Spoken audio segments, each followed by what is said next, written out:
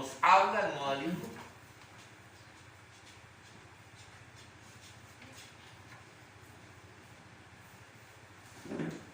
¿No se acuerdan? Va de nuevo, porque es importante que lo sepamos. El modalismo aduce que hay una persona que se nos presenta en tres formas, ¿verdad? Y utilizaba el texto bíblico de Juan capítulo 10 versículo 30. Yo y mi Padre uno somos. Eso es lo que enseña el modalismo. El modalismo está desechando la doctrina de la Trinidad. Porque está hablando de una persona, no de tres personas. Porque según lo que dice el modalismo, Dios se presentó como Padre en el Antiguo Testamento, como Hijo en el Nuevo Testamento, y después de la partida de Jesucristo, a través de la fiesta del Pentecostés, se presenta como el Espíritu Santo. Se presenta en tres formas diferentes. Esa es la enseñanza del modalismo, que es una enseñanza incorrecta, es una herejía. Es una herejía. Es decir, algo contrario a lo que dice la palabra. No recibir la enseñanza como es. Y decir que la palabra no es inmutable. ¿Qué es inmutable? Inmutable es algo que no cambia. No hay error en ella. No hay error en la palabra. Entonces, cuando nosotros aducimos de que el modalismo habla con respecto de que Dios es uno, pero se presenta en tres formas diferentes, es un error. Y para eso nosotros buscamos y terminamos en Mateo capítulo 3 versículos 16 y 17, donde la palabra nos confirma la Trinidad. La palabra nos confirma la Trinidad en este versículos de Mateo capítulo 3, versículos 16 y 17. Y es importante que nosotros tengamos claro que Dios es lo que dice en el credo. Adoramos a un solo Dios en Trinidad. Y Trinidad en unidad. Trinidad de tres. En unidad. Son tres, pero están unidos. Sin confundir las personas. ¿Qué quiere decir sin confundir las personas? Que cada uno lleva un rol. Cada uno tiene un trabajo por hacer. No se confunden. El Padre no se va a ir a colgar en la cruz, ni el Hijo va a ordenarle al Padre lo que tiene que hacer. No van a confundir la persona de cada uno, ni dividir la sustancia. No se puede dividir, es un solo ser, porque es una la persona del Padre, otra la persona del Hijo y otra la persona del Espíritu Santo. Mas la divinidad del Padre, del Hijo y del Espíritu Santo es toda una, igual. La divinidad del Padre, la divinidad del Espíritu Santo, la del Hijo y la divinidad del Espíritu Santo es toda una, igual. Los tres tienen el mismo poder, pero no cambian los roles de cada uno. Entonces, cuando nosotros hablamos del modalismo y lo que nos dice el modalismo de que Dios se presenta como uno solo haciendo tres cosas diferentes a la vez, entonces Mateo capítulo 3 versículos 16 y 17 nos aclara de que eso no puede suceder. ¿Por qué razón? Dice Mateo 16. Y Jesús, después que fue bautizado, salió luego del agua. Aquí está una persona de la Trinidad. Jesús sale del agua, es una persona. Y aquí los cielos fueron abiertos y vio al Espíritu de Dios que descendía como paloma. Aquí está la segunda persona de la Trinidad. Y venía sobre él. Y hubo una voz del cielo que decía: este es mi Hijo amado en quien tengo complacencia. La tercera persona de la Trinidad. Las tres cumplen una función completamente diferente.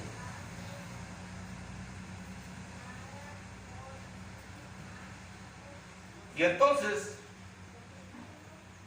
cuando nosotros aceptamos, si nosotros aceptamos que Dios es uno solo y hace las tres cosas, se presentan tres formas diferentes, entonces dice que el modalismo en última instancia pierde la esencia de la doctrina de la expiación. ¿Saben qué quiere decir expiación?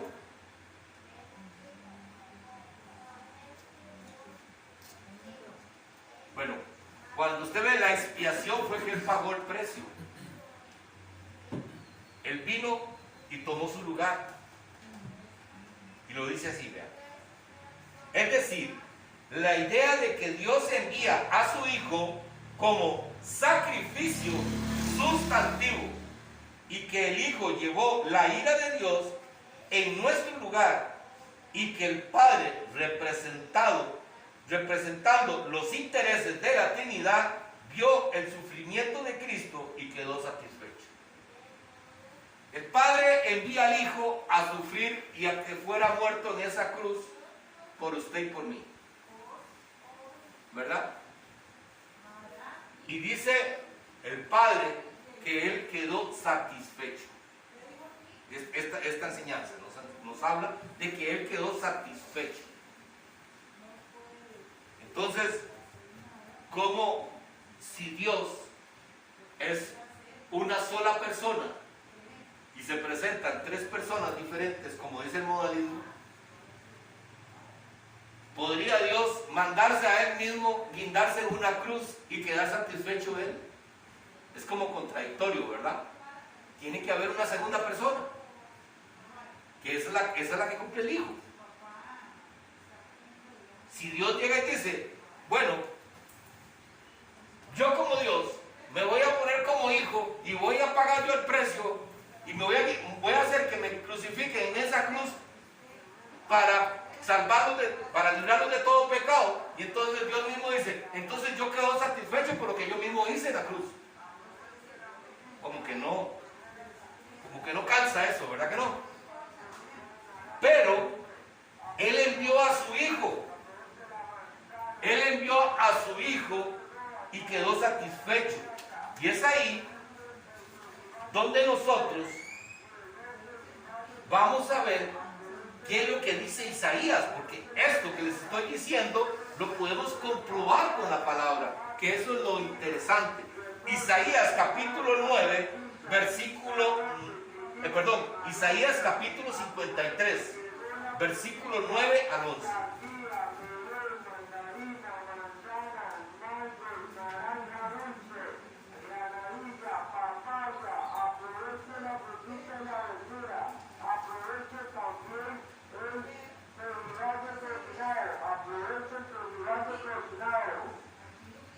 Isaías 53, 9, 11.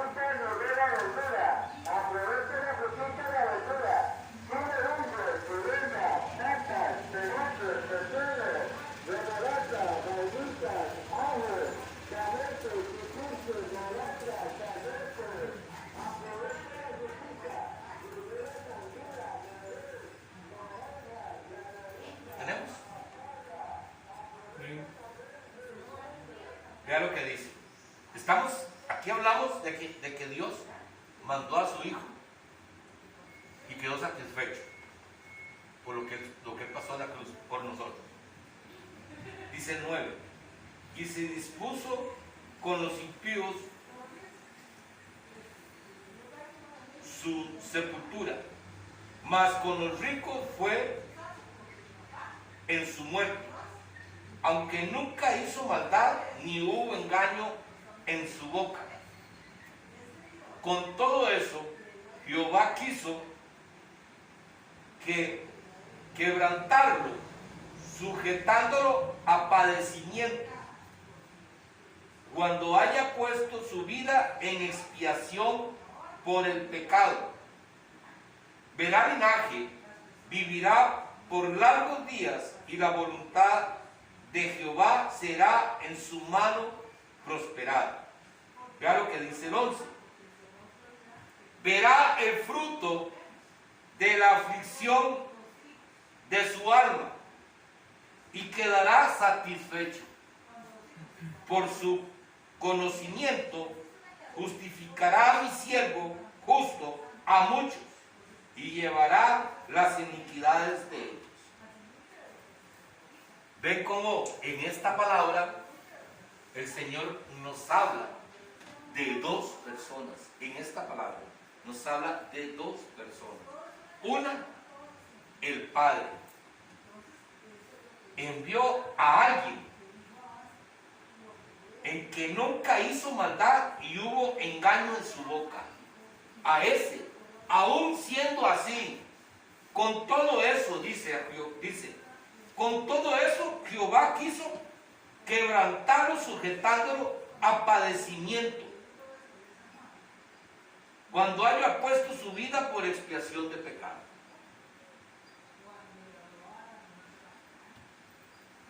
Aquí se trae abajo completamente lo que dice el arrianismo, el modalismo. Completamente lo trae abajo. Porque estamos viendo que el Señor hizo esto para demostrarnos de la Trinidad, de la existencia del Hijo como un Dios. Y ya nosotros hemos venido viendo en varios textos bíblicos anteriores de cómo el Señor nos demuestra, y todavía aquí en Génesis no lo pongan ni lo busquen ahí, porque ya este versículo ya lo vimos, que está en Génesis, que está en Génesis capítulo 1 versículo 26. Entonces dijo Dios: hagamos al hombre a nuestra imagen, conforme a nuestra semejanza. Hagamos, habló en plural. ¿Estoy bien? ¿Sí? Habló en plural, donde no está hablando solamente de una persona, sino de más personas. Entonces, hermanos, podemos ver cómo estas enseñanzas son importantísimas. Pastor, ¿pero esto para qué? ¿Para qué nosotros necesitamos saber esto? Para quitar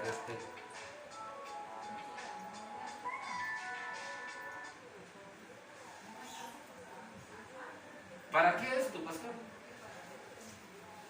¿Nosotros qué ganamos con saber todo esto? Pues mucho. Muchísimo. Cuando usted dice que usted es cristiano, es porque es seguidor de Cristo. ¿Y cómo va a seguir usted a alguien que usted no conozca? Entonces, hay enseñanzas que son fundamentales dentro de la iglesia, pero es algo en lo cual, desgraciadamente, por muchos años no se habla de esto dentro de la iglesia. Porque ¿a qué nos manda el Señor a nosotros en su palabra? ¿Qué nos dice el Señor que nosotros debemos de hacer con este libro? ¿Qué dice el Señor? Escudriñar las Escrituras, rebuscar, aprendamos de esto. Entonces, muchas veces hemos escuchado, y yo he hecho muchas enseñanzas en otros tiempos también motivacionales. ¿Y cómo podemos hacer enseñanzas motivacionales. Hablábamos ayer de que podemos hablar de José. Podemos sacar una historia de José y podemos hablar todo lo lindo que José fue. José fue un hombre fiel y Dios siempre lo guardó, Dios lo prosperó. Entonces, podemos hablar cosas en ese tipo de enseñanzas para motivarnos. Pero resulta que usted no necesita la motivación para ser salvo. Usted no necesita ser motivado para ser salvo. Usted necesita el conocimiento de la palabra para ser salvo. Porque cuando nosotros hablamos de motivación, ¿por qué creen ustedes que la mayoría, muchas veces, de las iglesias, cuando hablamos de prosperidad, cuando hablamos, cuáles son las personas que utilizamos cuando se utilizan en las iglesias para hablar de prosperidad, a cuáles hombres utilizan la palabra? Para hacer un mensaje de prosperidad, ¿de dónde agarran para hablar de prosperidad? ¿Cuáles son los hombres que utilizan? ¿Qué opina usted, mi hermano? Los hombres que utilizan, digámosle, yo como pastor quiero hablar de prosperidad. ¿De dónde me agarro para hablar de prosperidad? ¿De cuáles hombres que Dios ha bendecido para hablar de prosperidad?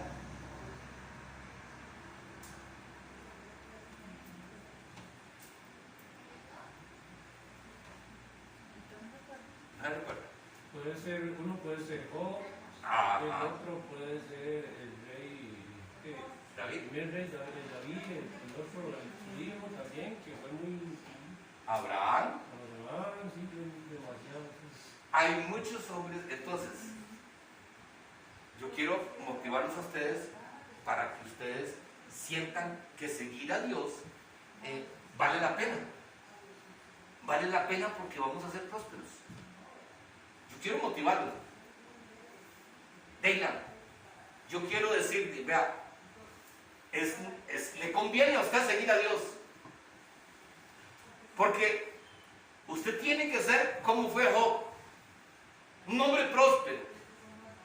Porque ese es un hijo de Dios, Job. Entonces yo agarro todos estos textos bíblicos y los traigo para motivarlos a ustedes, para que ustedes crean en que para seguir a Dios vale la pena porque vamos a ser prósperos. Agarramos textos bíblicos del Antiguo Testamento, ¿verdad que sí? Porque ahí está Job, ahí está Abraham, ahí está, podemos decir Jacob. ¿Se acuerda cómo Dios prosperó a Jacob? Que el suegro le quitaba las ovejas y el Señor hacía que las ovejas de Jacob se multiplicaran. Entonces, podemos utilizar muchos textos bíblicos de esos para decir eso. Pero ahora búsqueme uno en el Nuevo Testamento. ¿Y qué es lo que el Señor nos manda? ¿Qué tenemos que predicar? El Evangelio de Jesucristo. ¿Y a dónde está? En el Nuevo Testamento. Ahora búsqueme uno de estos hombres que sirvieron al Señor y fueron prósperos.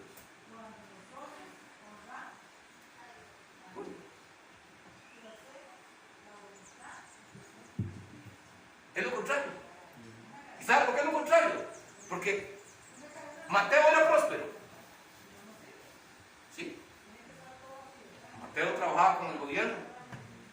Y dice la palabra que cuando Jesús le dijo a Mateo, Mateo, sígame. Le dijo, Leví, sígame. Dice que él dejó todo lo que tenía para seguir a Dios. Entonces usted me dice, Pedro era próspero, dejó su barca, lo dejó todo para seguir a Dios. Pablo lo dejó todo para seguir a Dios. Y pasaron necesidades. Entonces, ¿qué necesitamos nosotros conocer? La palabra. Entonces, cuando nosotros vemos que lo que nos habla el Espíritu Santo, cuando nos habla el Señor a través de lo que es la Trinidad, nosotros tenemos que saber que nosotros tenemos que darle la importancia tanto al Padre, al Hijo, como al Espíritu Santo, que son iguales, que son Dios, que son uno solo, un solo Dios en tres personas, simple y sencillamente, que nosotros no podemos nosotros dejar dejar de conocer estas cosas. Porque si usted no conoce de la Trinidad, si usted no conoce que Jesús tiene toda la divinidad del Padre, tiene el mismo poder del Padre, si usted no conoce eso, mi hermano, usted puede ser embaucado. Y como ya vamos a terminar, nada más quiero hacerle referencia a lo que vamos a ver a partir de la otra semana. Ahorita vimos en el modalismo, de que el modalismo habla de que el Padre, que Dios se presentaba en tres formas distintas. Pero vamos a ver a partir de la otra semana el arrianismo. Arrianismo, ¿qué es arrianismo? El arrianismo niega la plena deidad del Hijo y del Espíritu Santo. El arrianismo se deriva de Aria, obispo de Alejandría, cuyos puntos de vista fueron condenados en el concilio, ¿qué quiere decir? El concilio quiere decir autoridades de Nicea en el año 325 y que murió en el año 336 después de Cristo. Este hombre enseñaba que Dios en cierto momento creó al Hijo. ¿Se acuerda cuando hablamos de esto? Que muchos de los cristianos creemos que Dios creó al Hijo y creó al Espíritu Santo. Y esta es una posición del arrianismo. Entonces, usted y yo necesitamos saber que estas cosas no son así. Porque si no, nosotros no estaríamos siguiendo. Si usted no conoce esto y usted se deja embaucar, no estaría siguiendo la fe pura e íntegra. Porque estaría cambiada. Eso es lo mismo que está pasando cuando se está hablando hoy en día de la doctrina de la prosperidad. Es algo muy parecido. Se han cambiado cosas de la Biblia para mantener mi teoría, mi manera de ver las cosas. Y lo que yo piense no sirve de nada. Es lo que diga la palabra. Eso es todo. Lo que yo piense no sirve para nada. Por eso yo a ustedes les digo, si ustedes revisan y ustedes ven que yo estoy enseñando algo equivocado, ustedes tienen toda la autoridad para venirme a decirme, porque eso no solamente me ayudaría a mí para corregir mi error, sino ayudar a los demás hermanos, para también que ellos no sigan creyendo algo que yo enseñe mal. Porque lo que nosotros nos tiene que llevar la palabra de Dios a nosotros es a un conocimiento más pleno de Dios. ¿Y por qué es necesario que esto lo aprendamos nosotros? ¿Por qué es necesario que usted sepa todas estas cosas? Porque dice la palabra, en los últimos tiempos vendrán falsos maestros. Y miren, que tengan cuidado para que no sean engañados. Y si ya usted tiene conocimiento, entonces a usted no lo van a engañar. Usted va a saber con quién va a conversar, y si usted dice, no, mejor no, mejor no lo escucho. Porque lo que me va a decir es contrario a lo que dice la Biblia. Porque es su posición. Y por eso yo les he dicho desde hace mucho tiempo.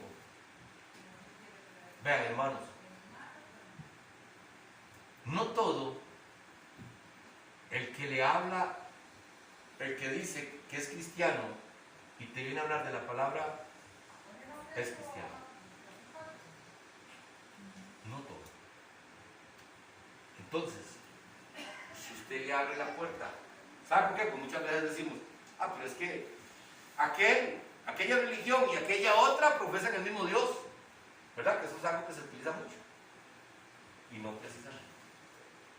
Yo le voy a decir, la Iglesia Católica no profesa el mismo Dios.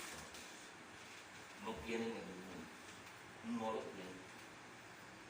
Si lo tuvieran, hermanos, cambiarían. Y ese es el temor que a mí me da. Porque usted sabe, y más adelante lo vamos a ver acá, cuando ya viene, más adelante con esta nueva enseñanza. Por lo general, cuando nosotros hablamos de que Dios, cuando dice aquí que Dios creó al Padre, Dios creó al Hijo, entonces Jesús sería una criatura, fuera una creación de Dios. Nosotros sí somos criaturas. Nosotros sí. Pero Jesús no es Dios no lo creó, ya Él existía, porque es Dios. Entonces, dice la palabra en Romanos, hoy lo voy a hacer, aquí lo tengo, no lo voy a buscar para mí, pero dice en Romanos, que ustedes han cambiado la verdad por mentira, porque están adorando primeramente a la criatura y al Creador.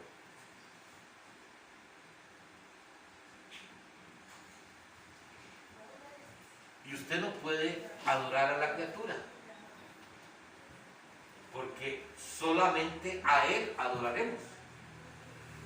A Jesús, a Dios, solo Él se lleva la gloria. Si Jesús fuera creado, entonces estaría la Biblia contradiciéndose, porque vamos a darle la gloria a Jesús siendo una criatura, siendo creado. Entonces Romanos no calzaría en esa palabra. ¿Me estoy dando a entender? ¿Los estoy hablando mucho? Sí. Bueno, entonces, ¿qué es lo que quiero decirle? Si usted llega y usted se sienta a hablar con una persona, si usted va con la convicción de que Dios le da la oportunidad de poderlo exhortar, gloria a Dios. Pero a veces decimos que nosotros compartimos mucho, pero muchas veces lo que se comparte son cosas que no son lo que dice la palabra. Le abrimos la puerta a un testigo de Jehová y compartimos con ellos y podemos ser burlados, engañados y podemos caer en ese engaño. El testigo de Jehová no acepta a Jesús como divinidad. El testigo de Jehová cree que Jesús fue creado, no que es Dios. Entonces, si ellos no tienen este Dios, no tienen el mismo Dios que nosotros tenemos. Por eso es que tenemos que tener cuidado. Y yo les digo, y todavía más con el testigo de Jehová, porque ellos son preparados, enseñados de tal manera que te pueden engañar. Y se la ponen pero tan perfecta que te pueden engañar. Tengamos cuidado. Por eso es que hoy hay muchos hombres que dicen ser Dios y hay gente que lo sigue y usted dice, ¿pero cómo? Bueno, usted puede ser uno de esos. Porque tal vez no está siguiendo a ese, pero tal vez está siguiendo a otro que es parecido. Un poquito más camuflado. Por eso es interesante, hermanos, ¿verdad? Y yo le doy gloria a Dios. Porque recuerden algo. Y eso tiene que llenarnos a nosotros de alegría. Porque es un privilegio que usted y yo no merecemos. Y es que Dios nos está dando a entender los misterios del reino. Yo no sé si ustedes lo ven así. Pero yo muchas cosas de las que estaba aquí yo no las sabía. ¿Por qué? Yo lo estoy aprendiendo también. Yo hay muchas cosas que tengo que estar cambiando con respecto a esto. Porque como ustedes igual pensaba de la Trinidad solamente Padre, Hijo y Espíritu Santo. conocía muchas de estas cosas que están acá. ¿Qué es eso? Escudriñar. Entonces es importante que nosotros escudriñemos y que pongamos en práctica lo que hemos escudriñado. Tenemos que ponerlo en práctica. Porque dice la palabra que a los discípulos Él les dio a conocer los misterios del reino, pero a los demás les sigue hablando por parábolas. Por eso es que muchos todavía no entienden de lo que nosotros estamos hablando. Y yo creo que es un gran privilegio que ninguno de nosotros merecemos. Hay muchas cosas que usted puede comprobarlo con la palabra de lo que hemos venido hablando. Yo no sé si a usted le ha pasado. A usted, hermana Jessica, le ha llegado a pasar de cosas que hemos estado viendo que tal vez ya usted las había leído y ha podido ver que en la Biblia están súper clarísimas. Que ya, sí me ha pasado que he visto la palabra, o sea, la he escuchado de otra forma como Digamos, usted ha leído un texto bíblico y resulta que con las enseñanzas que Dios nos ha venido regalando, usted se ha ido a ese mismo versículo y ha podido ver con mucha claridad lo que dice la palabra. ¿Verdad que sí? Bueno, a mí me ha pasado muchísimo, pero es que, ¿cómo no pude ver todo lo que decía esto?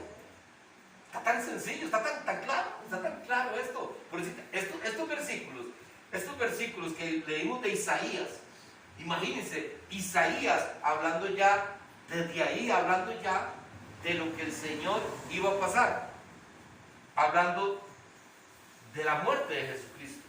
Entonces, ¿cuántas veces tal vez hemos leído estos textos bíblicos y no les hemos encontrado el verdadero sentido a esa palabra? Y es porque Dios, en su infinita misericordia, nos está revelando las cosas del reino. Porque esto que hoy nos ha sido revelado es para que nosotros mejoremos. No es para que se lo revele. con el entendimiento. ¿Ah? Con entendimiento. Sí. Y precisamente es para que nosotros comencemos a cambiar. Por eso es que la palabra nos transforma. La palabra es la que nos va transformando. Cuando nosotros vamos entendiendo lo que la palabra va diciendo, nos va transformando a nosotros. Eso es un gran privilegio, hermano. Yo le doy gracias a Dios. Yo le doy gracias a Dios por todo esto. Porque dos enseñanzas fundamentales de la palabra que tiene que tener el conocimiento un cristiano. No necesitamos saber un montón de historia de la Biblia, que es bueno saberla. No estoy diciendo que no, es bueno saberla. Pero algo fundamental como es la doctrina de la Trinidad y también los atributos de Dios. Porque si nosotros no tenemos el conocimiento de estas cosas, si no conocemos cuáles son los atributos de Dios, si no conocemos la divinidad de la Trinidad, ¿cómo vamos a ser cristianos? Por eso es importante que nosotros repasemos todo esto que hemos venido. Si no entienden, vea, yo les sigo diciendo, sigan repasando esto, porque cada vez vamos a aprender más de este credo. No para aprenderlo, ni para hacer una oración, sino para saber qué es lo que yo estoy siguiendo. Adoramos a un solo Dios en Trinidad y Trinidad en unidad. Eso es lo que nosotros somos.